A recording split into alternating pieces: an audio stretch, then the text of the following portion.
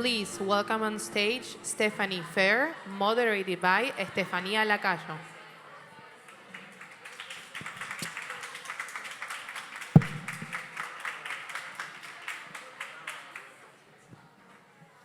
Hi, everyone. Welcome. Everybody can start sitting down. Stephanie, thanks so much for being here. I love sharing stories of how people get here to LAFS because in the past day, we've been speaking a lot about determination and perseverance, and I wanted to share this story. So, mutual friend, Carmen Busquet, introduced me. I was putting together with Samantha our summit in Cartagena, and I was introduced by a few people.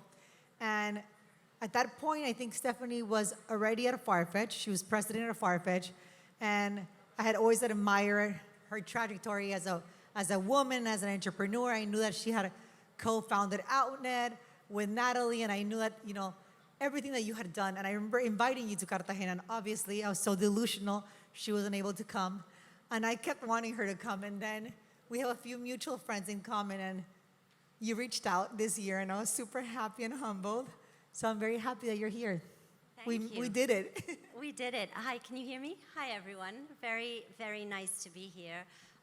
Yes, I'm for a couple of reasons. One, because I've heard a lot about LAFS, and you've built an amazing business, and I've now met your co-founder. But also, there was something more personal. I'm actually, I've got a whole Latino side to me, which people don't often know. My mother's from Argentina. Nací en México. Mis niños hablan español. So I thought, I've worked for so many years in the fashion industry, and I've never been able to really get as involved on the Latin American side. And with Farfetch, about a year and a half ago, I did a trip. I was in Brazil and Mexico, and the market was just on fire. And I thought, well, how exciting. And so then it came full circle, and Estefania and I connected, and so here I am. Thank you for having me. Thank you. And one thing that we share in common is that we both started speaking about, when we were thinking about the content for today, we started thinking about things that have defined us as women and as entrepreneurs. And one thing that we had so much in common was that we noticed how when we did PR in our lives, it was a huge key component that defined us, and that it gave us so much resilience to allow us. The reason why I'm sharing this is because being an entrepreneur, many of you guys in the industry and in the audience, I think you really have to have so much resilience because of the amount of no's that we get on an everyday, right? We all can relate to this, right? And it's nonstop that we get all these no's. But those no's, when you started Outnet and people thought like, what do you mean? Like, why would I ever, as a luxury brand, sell you my extra stock and sell it here? Has shaped us. Let's talk a little bit about that. Yeah, so we have quite similar paths, Estefania and I, but where we really crossed over, and we didn't meet, but was back in New York in the early 2000s. I worked at Vogue magazine, and when I first moved to New York, I started in PR. Now, the reality is that often people think about PR as very narrow and probably sort of quite a sort of flimsy skill. On the contrary, I think it is possibly one of the most important things that anyone can bring to the table, because if you think about what PR is, it's storytelling. And it's more than that, it's telling a story to people that don't always want to hear your story, or don't want the product that you want, or don't want the angle that you're giving them. And so I started in comms, PR, and it's probably been the single most important skill set that I've developed, because throughout my career, I've then had to sell in businesses to VCs to raise money. I've had to sell in a concept to a team when we've had to restructure and transform a business and lay off people. So some of the hardest times in my career, I've had to sell that into people and get them to follow along. So I think, it's something that we talked about, that we share, and you were working in early e-commerce then, and you had to tell the story. So anyway. It was fascinating. So many of you probably don't know, and definitely you're too young to know this. There was a beautiful e-com that was called Vive back in early 2000s, and I remember that I was really thinking about, oh, should I go work for Net-a-Porter in London or should I stay in New York and work for Outnet for Vive, because there was only 2 luxury websites back then. Vive doesn't exist anymore. And I was constantly pitching myself to Laura Piana and Stella McCartney and Alaya, like convincing them to like sell online. And it sounds ridiculous right now, but you have no idea how challenging it was. Like going to market in Paris, and we did it, and it was amazing. And we had every single retailer, and you were doing the same thing back in London. And tell us a little bit about your journey from there. Like, walk us through your journey for the ones that don't know all the amazing things that you have done. So I guess back to storytelling, I just want everyone to remember that actually if you look in hindsight, a story is always really neat and tidy, and you can tell that story. But when you're going through the journey, it's not as neat and tidy, and you're figuring out your way. So just bear that in mind when I neatly tell you the story of my journey. But I guess I started in New York, was doing comms, worked at a PR agency, worked at Issey Miyake, a Japanese brand, and then worked at Vogue magazine at the sort of pinnacle of, I guess, when Vogue was sort of the authority and media, traditional print media, was where the majority of the marketing budget was going. And it was an incredible opportunity to see the industry, 360-degree industry, also seeing how Anna Wintour works, understanding the Met Gala. I mean, it was really a really interesting time. But I guess what's defined my journey, to not go through every role one by one, is constantly being at the early stage of what's next for the industry. And I'd love to think that I had that all planned. I really didn't. When I left Vogue, it was because I wanted to work more on the business side of the industry, and someone offered me the opportunity to work in the internet, and I had no idea what that was, but I thought this'll be interesting. It was called Portero, and it was a pre-owned marketplace for luxury. So just remember at the time, there were no iPhones.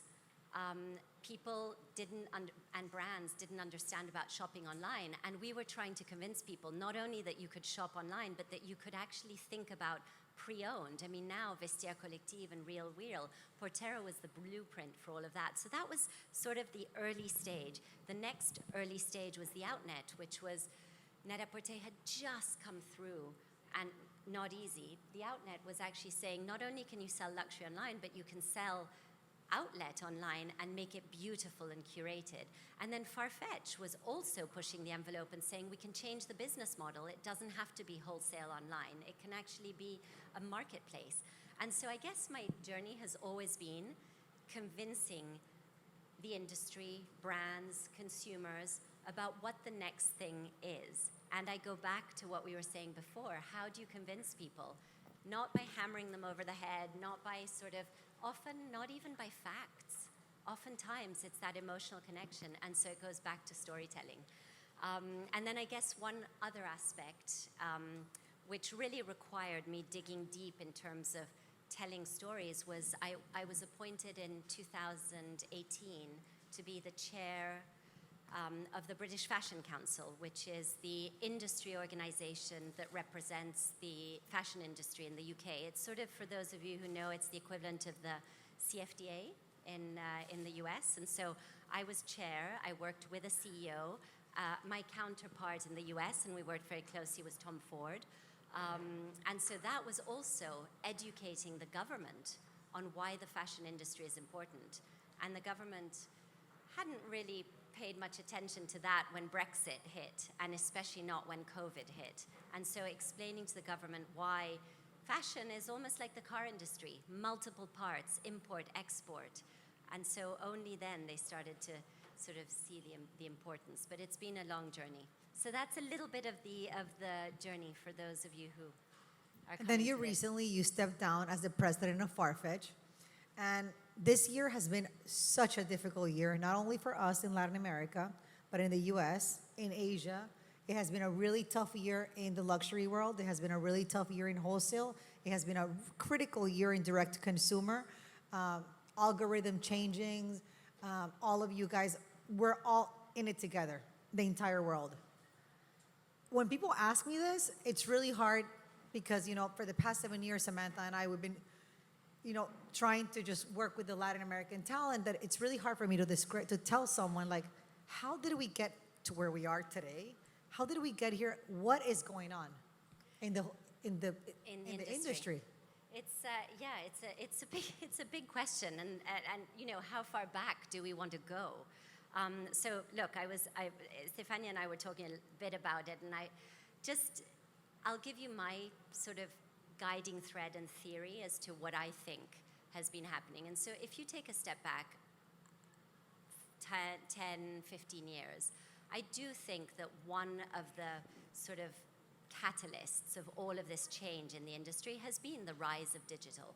It has really changed everything for the relationship between brands, designers even, retail, wholesale, the relationship with the media and PR. So if I had to summarize it, it's been the rise of digital and how all of these stakeholders have adapted to this along the way. And so just taking a few examples and a few of these stakeholders, we've heard a lot about department stores and will department stores survive? What's been happening to the American department store? Well, the reality is that the American department store was always about being a destination and convenience. But then e-commerce came, and e-commerce took convenience away from the department stores and made it really easy. So then what do department stores have to do to survive in this difficult landscape? E-commerce, for a very long time, I remember there was a time when Net-a-Porter was really, really big that everyone was saying, it's all going to go online and everybody will only shop online. Well, the reality is that's not true. And post-COVID showed us that people want the store experience. So e-commerce has had its own massive structural shift in the last couple of years. And we've seen some stories of businesses that have really had a hard time navigating because suddenly with the rise of e-commerce, you had so many new entrants and therefore you had too many players selling the same product and playing on price. And so in a way, the parallel is the department stores lost their edge. E-commerce businesses lost what was unique and interesting about them. And so e-commerce sites have to decide, well, what am I offering? And so we're seeing a lot more category specific, hyper verticalized, where e-commerce is saying, I can't win if I just sell what everybody else is selling. And so we're seeing consolidation. We've seen a massive change in the business model. Many of you are probably retailers and are in wholesale. And for a long time, there was this message, wholesale is going to die. Brands are going to take everything back and just do direct to consumer or just do concession model with not true. Actually, wholesale is really important because there is this need for localized boutiques and stores that speak to that customer and become a marketing play for brands. So if you think about all of these shifts along the way, stakeholders are having to find their space. Let's talk about geographies. China was the growth engine of this industry. And China is in a very difficult place now post-COVID because the government has just not been able to drive the recovery in China that everybody expected. So China's difficult. What do brands do to fill that gap? Now, Latin America has been a growth engine. The Middle East has been a growth engine, but even that stalls if you don't have, diversification. So that's geography. And then importantly, I think, back to this sort of guiding thread of digital, for a very long time, the brands didn't know what they were doing in the digital space. So lots of different players were able to offer services to brands because they simply just didn't know what they were doing. But brands have got smart, they've hired the right people, they've understood that they have to play in this space, and so they've become, as luxury brands and generally brands in fashion are, very good at this. And so we've seen a return to the balance of power in favor of brands who've taken much more control of their digital channels, their e-commerce, and so the need for brands to have distribution channels just to sell stuff isn't as important now. And what they now need is partners, retailers, stores, e-commerce sites, who actually bring the customer to them. So if I had to sort of go back, There's been a shift in the business, there's been a shift in how customers shop, and everyone's trying to follow where the customer is. So anyway, big question, long answer. I tried to cover a whole bunch of areas. I'm sure I've missed a bunch, but No, you did not. That was a lot of it, great information for me. For the audience and for how, like, even though that, we were from the past panel that we had with Ubelot and Tiffany, and now I know collaborating with luxury brands that no one has a lot of digital marketing budget, but definitely more than what the audience has. What would we were just speaking about how saturated the market is and like where do you allocate your money? Like we have to be thinking about wholesale, we have to be thinking about experiences, we have to be thinking about attending summits, we have to be thinking about trade shows, we have to be thinking about digital marketing, we have to be thinking about a lot of things. For a small brand, going through all the trouble that the industry has been going through for the past year and a half, what should they be thinking? Like, where should they be allocating that money? yeah. It's a tough one, and just being an entrepreneur, whether it's at a brand or a tech company, I mean, it's hard going. So, and I've been there, so I feel the pain, particularly when the world is so unsettled, and growth begets growth, and when everything is going up, it's sort of easy because all ships rise, but when things are difficult, it's an opportunity to break through, because I think you can then actually play to your strength, which is that you are smaller and that you do have a point of view. And in a way, one of the stakeholders that I didn't cover previously, the luxury brands, the really big ones with a lot of budget, it's not like they're having an easy time either. They are losing customers, and we've seen all of the earnings recently. Their sales are down.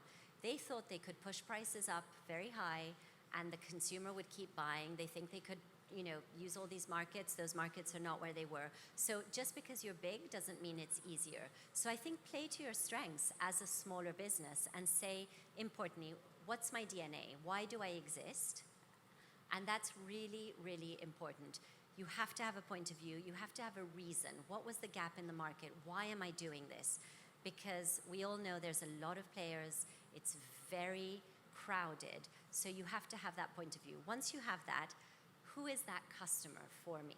It used to be, and with the rise of D2C, it used to be that you could play the media landscape online, and you could actually, spend money and almost the digital equivalent of the billboard, right? The out of home, and you could sort of blanket the internet and you would find your customer. You can't now. The cost of acquisition is too high. The media landscape has changed. That sort of pay-per-click is just too expensive for you to do that. So find your customer and target that customer. And I always talk about the thin end of the wedge. Start with that specific customer, start with that specific product, and then build on from there. Because then you're not having to allocate your money in 20 different places. You're really, really focused. And then I think there is a return to all of these things that potentially if you were a small business, a small retailer, a small brand, didn't cut through before. But now everyone's going back to that. They're going back to in-store events, one-to-one shopping with their customer. And who's better at that than people who know their customer because they've been in a neighborhood, in a location. So play to those strengths. So I think it's a good mix of online, offline, but don't try and be everything to everyone.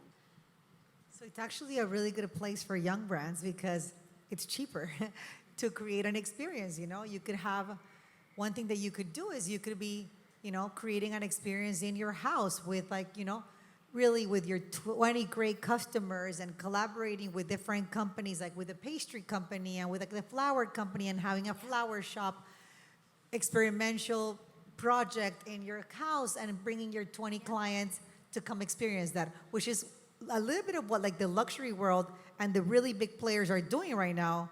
But it's the type of things that it's easier for all of us to have the assets to do because it's cheaper for us to produce an experience than to go allocate $50,000 per day on digital marketing. Absolutely. But also the luxury brands, those dinners are great, but are they going to cut it at scale? Is that going to be the only way that they grow at scale? Probably not. So in a way, being smaller is really an advantage for all the reasons that we said, and because you can make it personal. And I love the ideas of the collaborations. Speak to your neighbors, talk to the brands you know. Creativity does come out of difficult times. I'm a real believer in that. I also think it is ruthless because it gets rid of excess and it gets rid of anything that's too much, just not necessary. And I think the world needs these big structural changes, in general probably, but in the industry. We're going through one of these big changes, and really good ideas and opportunities come out. And I guess I've been going for, the better part of 20, 22, 23 years maybe, and I've seen those moments, digital being one of them. And I think we're on the cusp of another one of those. And that leads me to my last questions. After such critical times, so much change comes, what can we expect? Where do you think everything is going? So as I said before, when I tell the story, it sounds really neat and it sounds like I always knew what was next. It sounds like it when I tell the story post-fact. So now, being asked right now what I think is next, look, particularly in general, but in our space, I think one of the elements that we're only just starting to understand is going to fundamentally change the way businesses operate and customers is the rise of AI. I really think that the applications of generative AI to our industry are huge, and the key is going to be not the technology, because that is going at such a speed and it's going to get commoditized so quickly. So no one needs to know how the large language models work, that will all get commoditized. So the technology itself will be there for the taking. The key is to understand the applications on top of our industry. And a few of the areas where I see across the whole supply chain is, at the design level, I really think that AI will be a tool for designers. I don't think it'll replace creativity, but it'll definitely help facilitate. There's been the story of Norma Kamali, who actually is a designer from the 70s and the 80s. And interestingly, she's using it, and she says she's not going back. So the design studio. AI is an amazing opportunity to crunch a lot of data, and so matching demand and supply and thinking about merchandising and demand models, and hopefully, a real hope for me, and we haven't talked about this, but it is urgent that as an industry we address the topic of sustainability. And let's be super clear, a big part of the issue is overproduction. If you can match demand and supply through amazing data, could we limit how much is produced and then really match up what people want with what you're producing? So I think that's a huge opportunity. Generative AI will start to create models. Mango just launched a campaign where all of the models, and I've seen the technology and it's amazing. So what will that mean? And then at the end of the supply chain, I guess, for the customer, what does it mean? And if we think about where the industry is heading and chasing that customer, if you can really personalize the offer and really show the customer what they want. And I'm always a believer, don't just show them what they want, but show them also what they didn't even know they wanted. And that's the key in fashion. In any other industry, you just show them what they want because there's a transaction. In fashion, in luxury, you create desire. But as opposed to the old school algorithms, which just sort of showed you, you've bought this, therefore you might like these things because visually they're similar. Now, with the new models of AI, there can be an element of surprise and delight in there. That will be amazing. And so we'll see the rise of much more one-to-one personal shopping with AI. There's some really interesting, I'm lucky enough to be in a position where all of the teams that I worked with, who are the younger team members in my teams, are now at the age where they're the founders of new companies. And so I'm hearing all of these great ideas. And there's a lot to be done around AI and personalization. So I think for me, if I had to say where things are heading, it's going to be a massive disruptor and opportunity for the industry. Well, thank you so much, Stephanie. We're going to open it up to questions. I'm sure there's a few people that have a question, so we can open it up to like 3 or 4 questions. Hi, so thank you so much for your talk and your insight. Everything was so just inspiring and insightful, and everything was very just applicable to what I think everyone here wants to do. So my question is, with the monetization of virtually everything, as you spoke about, and through AI and meta platforms, how do you think brands can maintain an edge by taking advantage of this while still maintaining true to their roots? So you said with the rise of AI, right? Yeah. So the Like with the rise of AIs and meta platforms, how brands Yeah. are. Yeah. So look, I think in a way, the best indicator of future is also looking at what's happened. And if you go too far in any extreme, you'll have a backlash. And you know what I was talking about before, e-commerce, too many players, too commoditized, everything was the same. We're now seeing consolidation.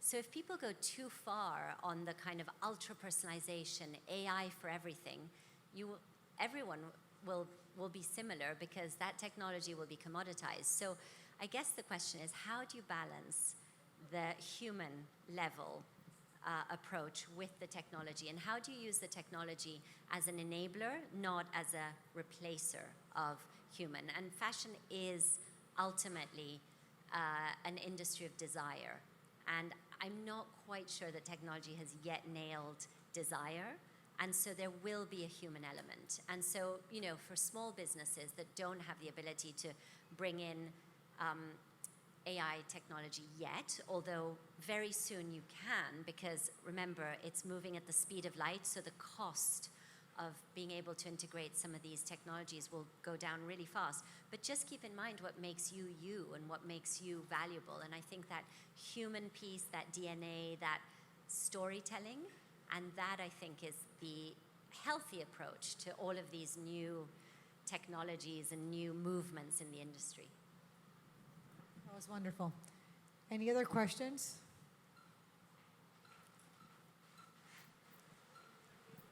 Yes, I understand that the storytelling for me is like when I see a puzzle from going backwards. That's the only way that I can put together all the pieces. And I understand then why the synchronicities happen and why what meant to be that way. So as a brand, how can we keep resilience with such as a competitive war and the inflation and everything that's going on right now, and just to keep ahead of the so many no's? Yeah, and I guess it was our first topic. How do you keep going, right? And this is in this industry, in any industry, in your personal life, I think. I mean, my mother, who always has good sound bites for things, a friend went through a particularly bad time, and it wouldn't have been the most obvious advice, but she said, "Don't let this define you."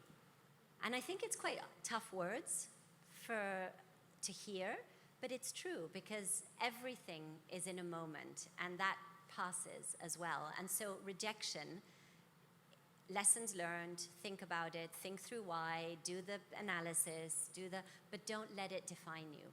And so I think in the business world, you will get so many no's before you get a yes. If every no defines you, how do you move forward? So I think it's a matter of just taking it, accepting it, and moving on. And in some ways, we talked about this earlier. I don't know where I've had my kind of gritty resilience from, because I've had a lot of no's, and I've had, you know, as many successes as I've had failures as well.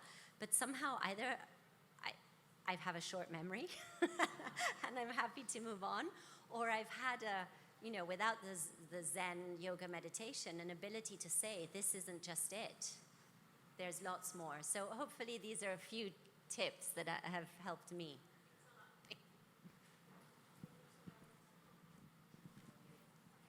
Thank you so much for everything. It's been incredibly insightful. I wanted to ask you, what are some of the key, through your journey, and like I kept hearing of the key takeaways that you can impart to new brands of what's really important to have as part of their DNA? Yeah, so the question is, what are, throughout my journey, what have I seen, some of the key takeaways to share with all of you? So I've worked at very large businesses. I mean, Farfetch got to, almost 4 billion in GMV, 2 billion in revenue. I've also started businesses from scratch. I mean, literally Post-its on a wall with the outnet, thinking with the team, oh my God, what are we going to sell next week? And you can't just switch off the internet and say, oh, I'll switch it back on when I know what I'm selling. So I've seen both sides. And I think ultimately it's some of those key things are the same. People.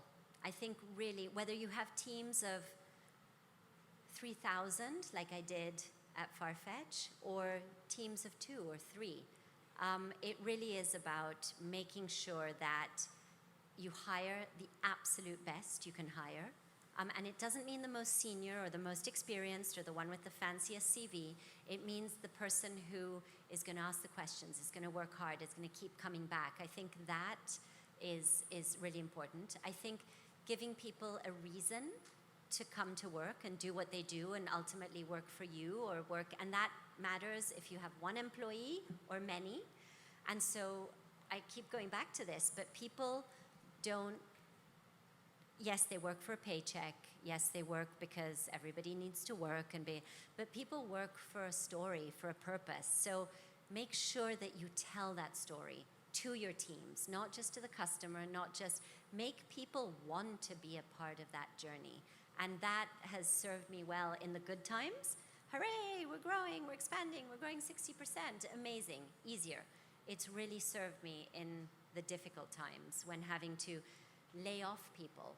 And for me, one of my most sort of proud moments is when I've had to do a restructure, lay off 40% of the staff, entire teams, and people say to me, look, I know you've had to make this tough decision, thank you, and I understand why you're doing it, and I understand the bigger picture. I mean, that, and anyone can do it. You just have to tell people. So I think people, the DNA of your brand or your business, we talked about that. And then I think keep perspective. We had a T-shirt that said, it's PR, not ER. And I think that's really important. Like, let's be clear, we're not saving lives here. It's really important. Fashion should not be dismissed. This is what I was saying to the government when they, government officials like to be seen in high-vis jackets in, a car manufacturing company or in a, mine or a fishery because they think that it plays better with their voting base. But, fashion employs a lot of people, contributes to GDP. It's very important, but it's not saving lives. It's business, and you've got to have perspective. And I think when everything, to your question, feels tough, just remember it's a privilege to sort of be growing something and build with the ups and the downs. So I think perspective has helped me a lot. And compartmentalizing. Probably because I compartmentalize, I don't talk about my private life very much ever. I've always said to teams, when people come and say, oh, bring your whole self to work, and I'm like, no, bring your professional self to work. And keep a healthy distance between the two, because that actually helps you navigate the difficulties at work. So those are a few of my takeaways. It's a really great takeaway. Well, thank you so much, everyone. I hope I see everyone at the welcoming. Actually, there's one more question. And she came all the way from Paris, so she can have a question. Thank you so much. I really appreciate all your things you are sharing with us. So my question is about storytelling. In today's challenging environment, what level of transparency is essential in storytelling to build trust with our audience? Yeah, it's a really good question. What's the level of transparency, and how much? Look, I guess it's up to you as a brand. Are you a brand, a retailer? Yeah, I'm a fashion designer and have my own brand called Nabel Martins. And I'm moving to Paris, so it's a challenging time for me, but at the same time, very exciting. How exciting. Yeah. Look, okay, so I'll talk from the point of view of a brand. Look, it's up to you. The whole point is you're starting a brand, it's coming from you, you're the creative director, so you can decide those guardrails, and you don't have to share everything. There is a lot of talk about, having to lay it all out. Social media has made it okay to put your entire life online. That's not necessary. I think you have to decide your guardrails and then really stick to that DNA. And it is true that the media, social media, has sort of asked of people to be a little bit more open about behind the scenes. You can do it, but you can do it in a more controlled way, what it is that you want to show. People want to know provenance. They want to know where things come from, why they're buying into something. So your story is important, but make sure that you choose what it is that you want to share. I don't think, because you can never go back. Once you put it out there, you can never go back, right? So you can feed people in increments. I think, a hot topic is, and maybe as a small brand, although I've had stories of small brands getting caught in the crosshair. How much do you put about your political views online? Will you get hurt or hindered if you put a view that your audience doesn't want? You don't have to necessarily. This was something that I fought very hard against, which is that you have to, particularly in difficult times when customers, your teams are asking you to have a point of view about what's going on in the world, you always have to go back to, what am I doing? I'm trying to sell fashion. I'm trying to create a brand. Yes, absolutely be inclusive, be open, but don't feel like you have to have a point of view about things that are so far off. That's my view. Maybe it goes against sort of the current mood that everyone has to have a view about everything, but I think we're going back a little bit and ultimately stick to who you are. Thank you so much. Thank you, everyone. Now we can all have fun at the pop-up.